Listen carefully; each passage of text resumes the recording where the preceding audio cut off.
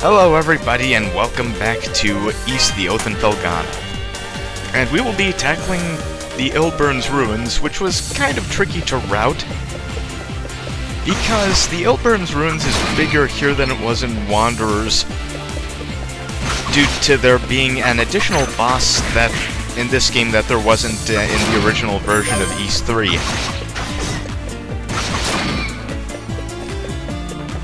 Still, it's a fairly straightforward dungeon bash. There's, you know, some exploding enemies and some stuff with torches, but nothing too funky about this particular section, at least. Because the Ilburn's Ruins dungeon is actually two parts. First is the ruins above, and the next is, well, you'll see.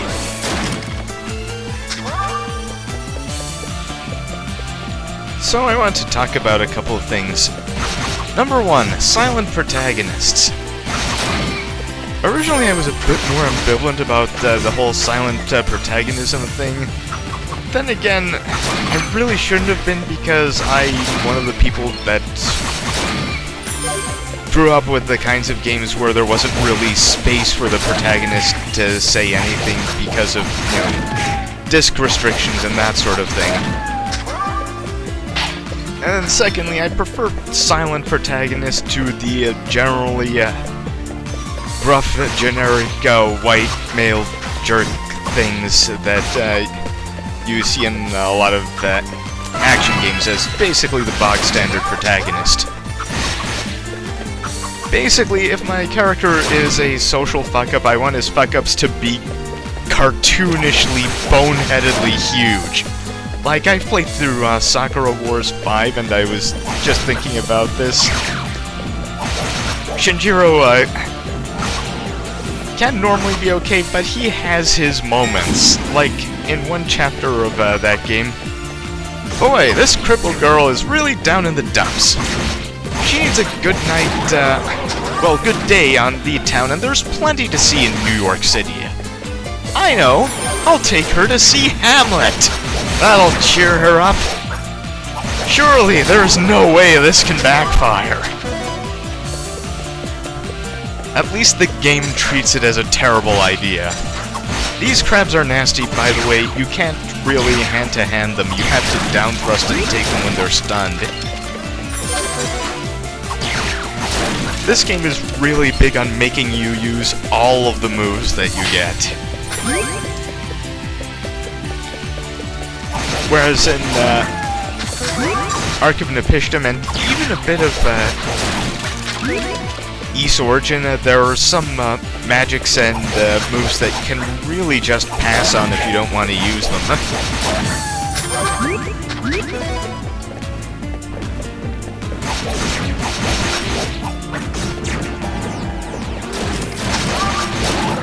Okay, north or south? Always take south first here, because there's something very important to my survival. Wait for that to explode. There we go.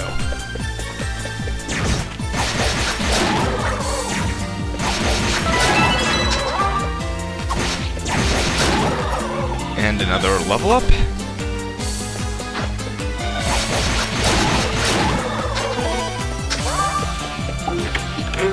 And this gets us the small shield, which is still unavailable in stores. Now here's a fun thing. New outfit sprite. While it doesn't track piece-by-piece equipment, whenever Adol completes a set of equipment and you equip them on his person, his outfit sprite changes.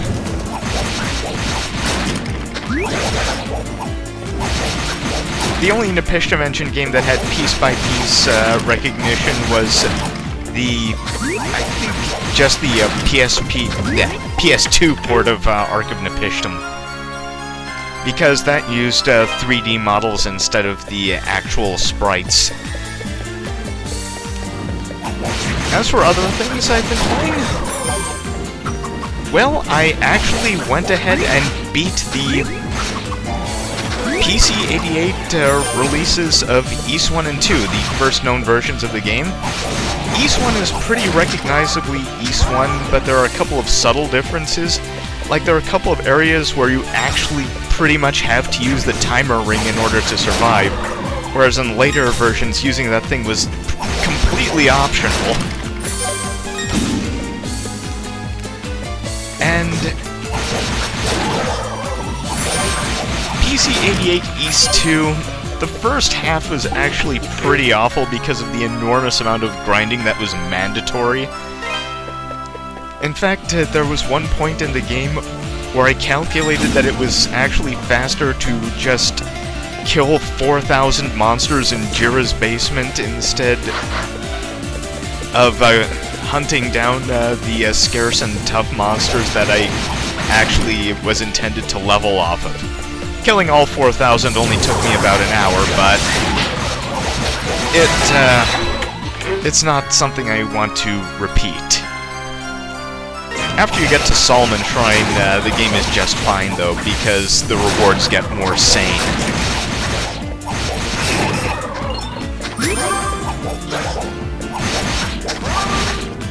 But other than that, the gameplay was surprisingly recognizable and pretty okay. In any case, I got the Catall Elixir, which is an item that increases your maximum hit points. Because I'm on normal, it gives me 3 hit points. And on easy it would give you 5, and very easy it would give you like 10.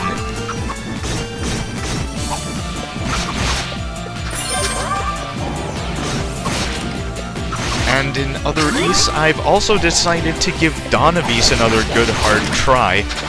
I plan to beat it, but I probably won't be doing a where I play of it, because there are some things in the implementations of its gameplay that make me the angriest man in the world. Like, even when you're properly leveled for bosses, you'll only end up doing like 2 or 3 damage a pop to some of the later ones, and these are 2 enemies that have hundreds of hit points. So, really it feels like Dawn of Ys has the most feeble add-all you can play as.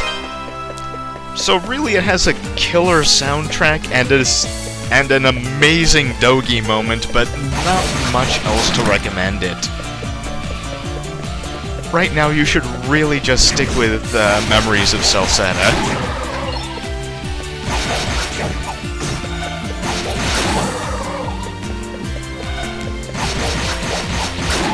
So, the monsters have gotten stronger, but so have we. There's plenty of stuff to find around here, and there are a couple of things I won't be able to get until I get the appropriate bracelets. One room requires the Wind Bracelet, which I'll be getting in this video, and the other requires the Earth Bracelet, which I won't be getting until the dungeon after the next one. Yeah, see that cracked wall over there? That's what I needed for. Yeah, in Arc, magic was really just super moves, but in Oath, they changed it to really environment-affecting stuff. And environment-affecting stuff was just something that wasn't present in the original Wanderers.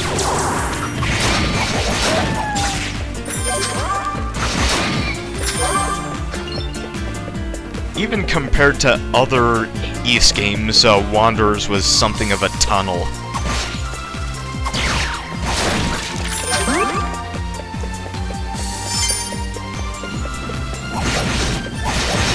Yeah, I'm not in good shape.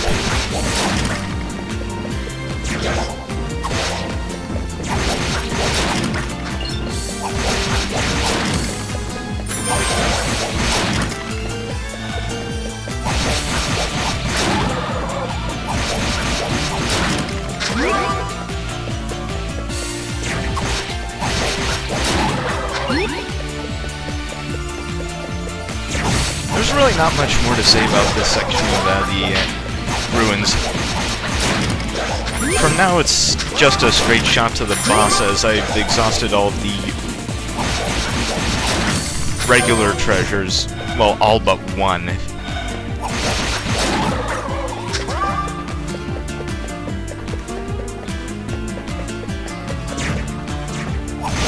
Okay, smash these guys. Or just that guy. I didn't like that guy. Oh yes. Pots that contain gold will not restock their gold if you smash them again. There we go. You know, I never really quite figured out exactly how gems increase your magic's power, because I know they don't increase damage, but I think they just give extended maximum MP or increase the recharge rate. I don't know. I don't know how games work.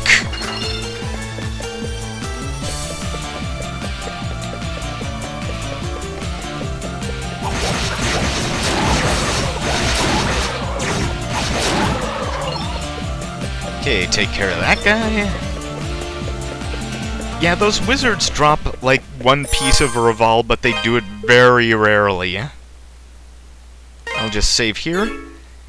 And I'm going to go back to town to get something, and there I go.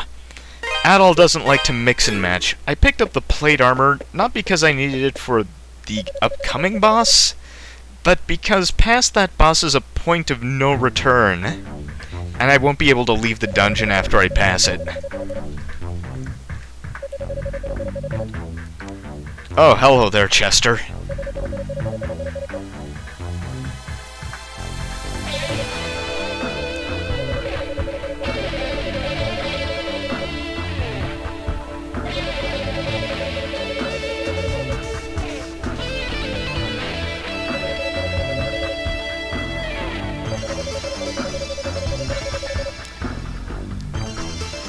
Wonderful.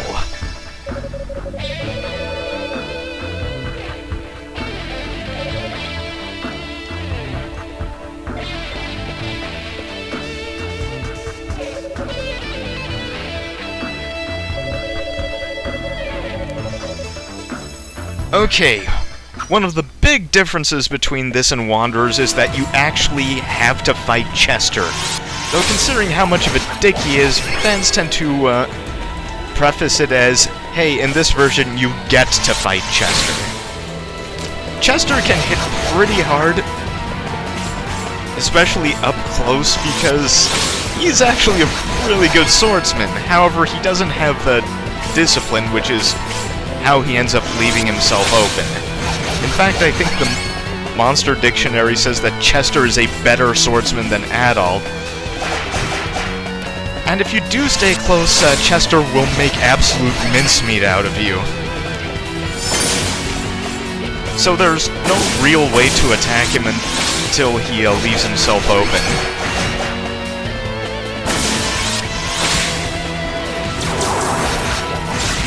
Now I'm feeling a bit more glad that I got the plate armor.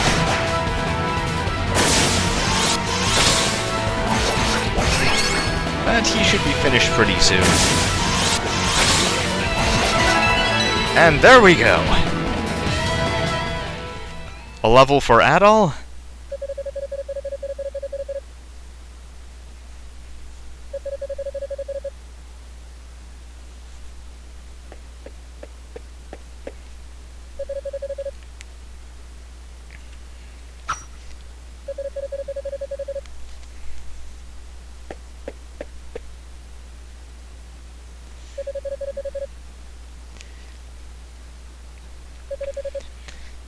Yeah, originally there were, based on the original alpha screenshots, there may have been originally 3 fights with Chester, but there are only 2 in the finished game.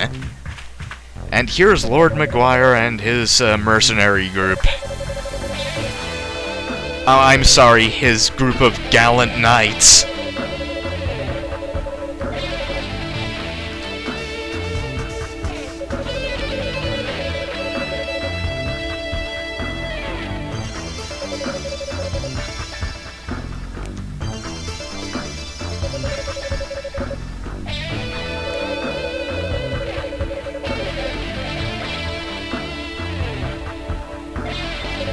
Oh, there are other adventures, huh?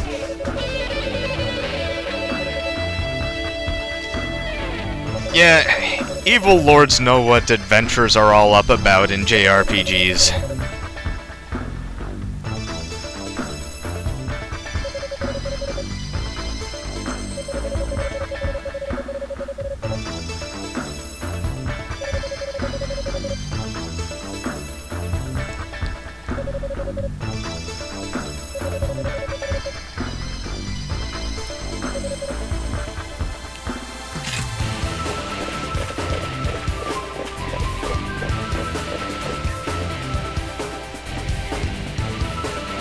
Oh yeah, this is the part they used in the trailer just because of the 300 reference.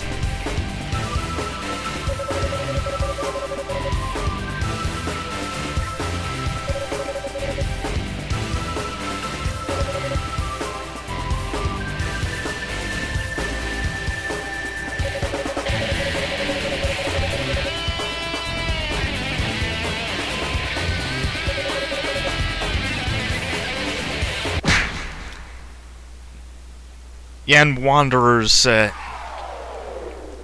Chester boots Adol right in the hinder.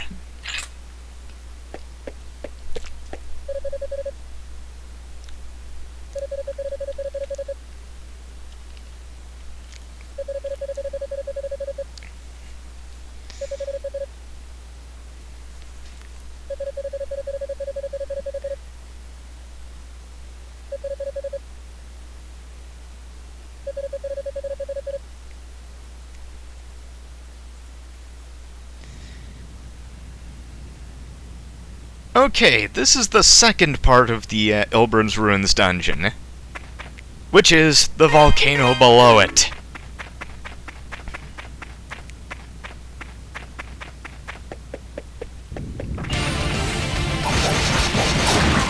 Yeah, I bought the plate armor because, well, I guess I already said it, but there's no way to get back to town until you finish off this section of the dungeon, so if you have anything you want to buy, you'd better do it before Chester punts you off the edge.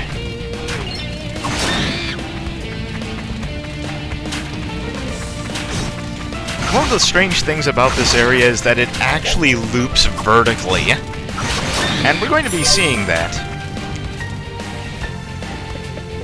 Okay, I'm gonna try it like this.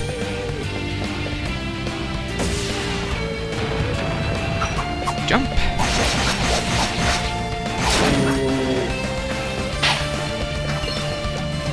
And like in the mine, there are monsters here that we can't kill with the correct magic.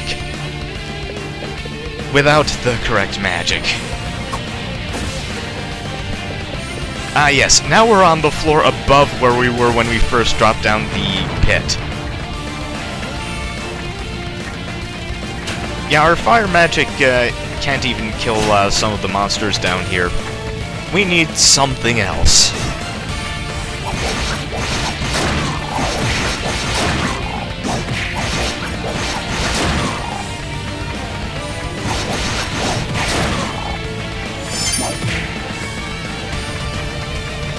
And Wanderers, there was a bit of mercy here because they knew it was a point of no return. So what they did was they put an area in here with a respawning healing herb. So you could constantly refill your HP and grind up to a level where you could actually beat the bosses down here and get out.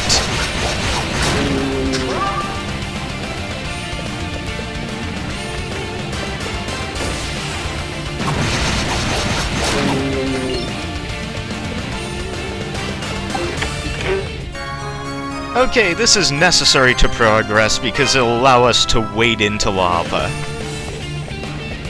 Sinking underneath it will still kill us, but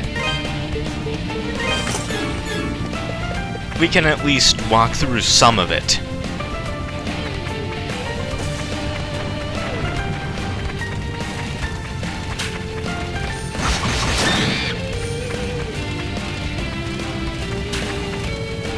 Thanks to getting the plate armor, the monsters down here aren't too murderous.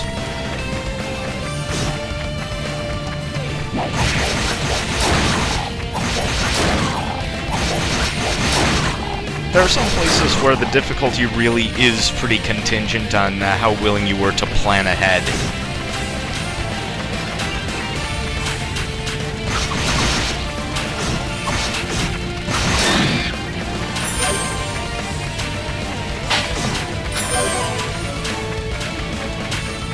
Needs more gold. All of the golds.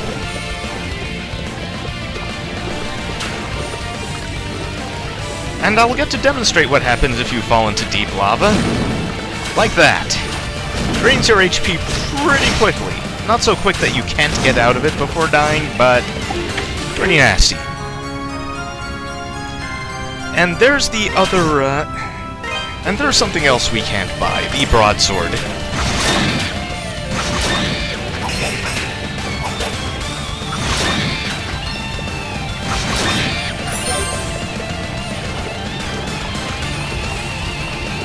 Now we just march back through the lava, and head back to where we actually want to be to progress.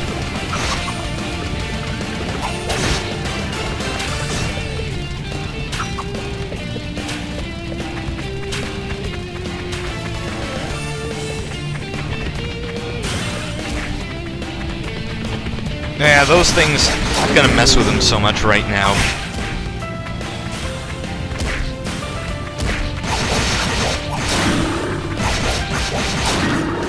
Okay, so here we are.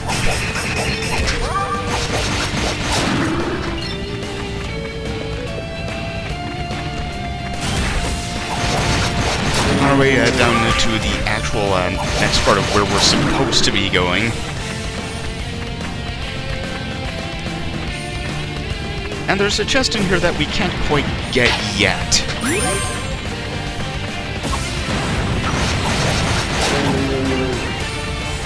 But that's just fine, because it's an add-on for something we don't even have.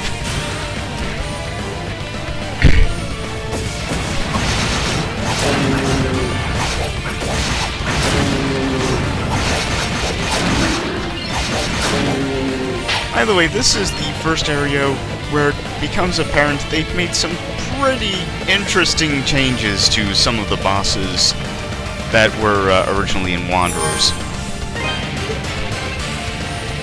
And I'll just save here.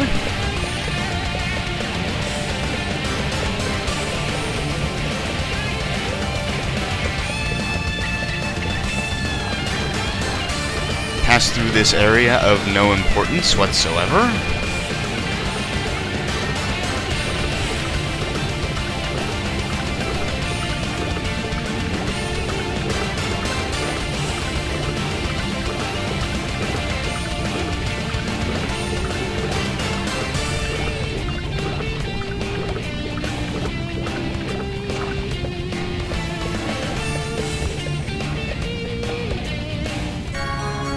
And there's our wind bracelet. It works exactly like the wind magic in Ys Origin. And it also comes with a Dularn to threaten us.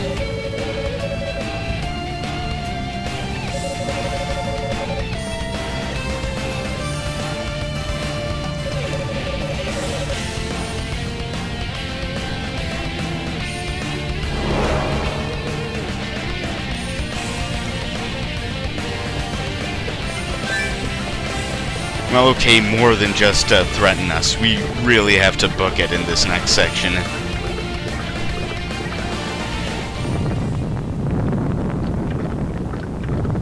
Yeah, this is not automatic. You have to push right.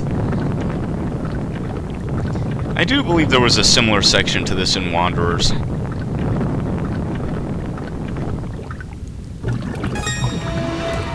Oh yeah, don't get cocky.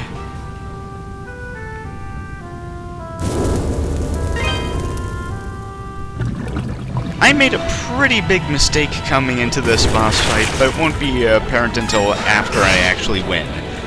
Okay, so the general rhythm for this boss is avoid him when he's on fire, and then stab at the end of his tail, like you're, say, fighting Nightilger in Ys.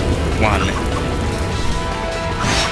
However, my aim is off and I'm not doing as much damage as I thought I should be.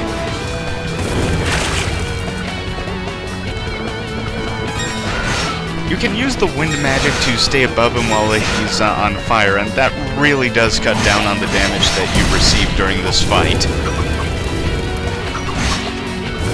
I think this is the first time I ever actually picked up on it. Note, just because I've been playing East games for years doesn't mean that I'm actually any good at them.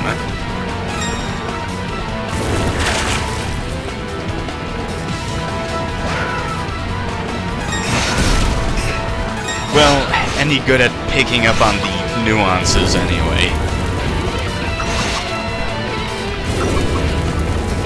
I tend to beat my head on games until one of us falls down. This is why you won't see me play things like, say, Persona or whatever.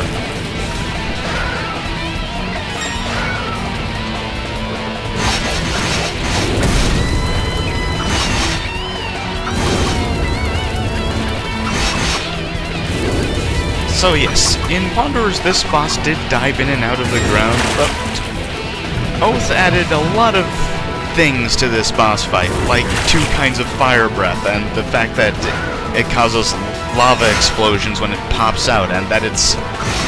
well, okay, it always damaged you on contact, but... what they did add was also the tail mechanic. We can't actually damage the head until all of the other parts have been dealt with.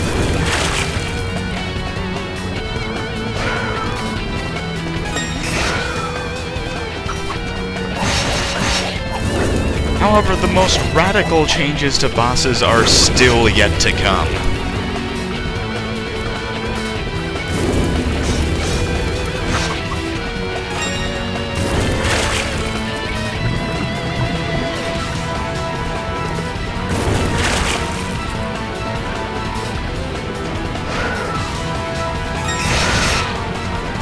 It's amazing what a little awareness of what bosses are actually capable of and how you can counter them goes a fairly long way in Oath especially.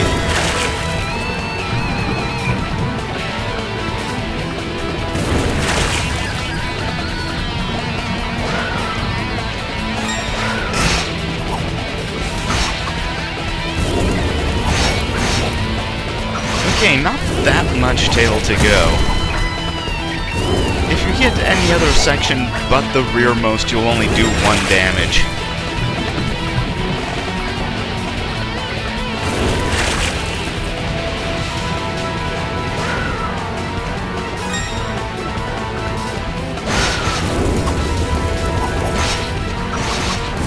Which is something that really trips me up a bit.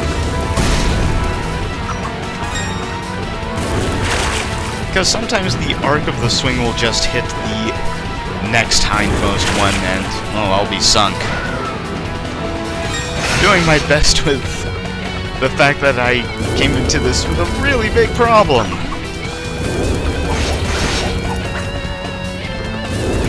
I'm so glad I bought the plate armor first.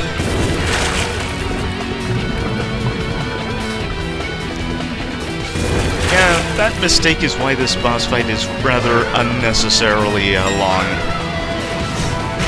And I would like to apologize for that, because this came about because I didn't follow my own advice.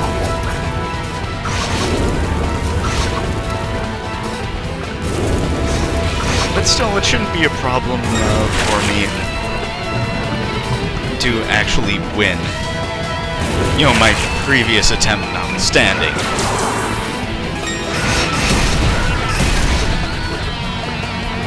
Okay, now it's just the head and it's flying on its wings. I don't know how dragons work.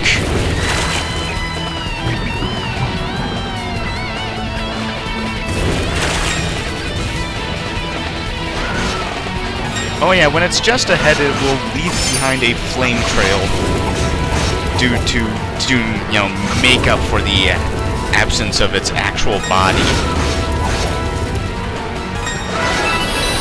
And now it's done, and I gained 2 levels. Why? Because I came into this fight pretty underleveled. That was the big mistake. I will never make that mistake again. But with that, we're done.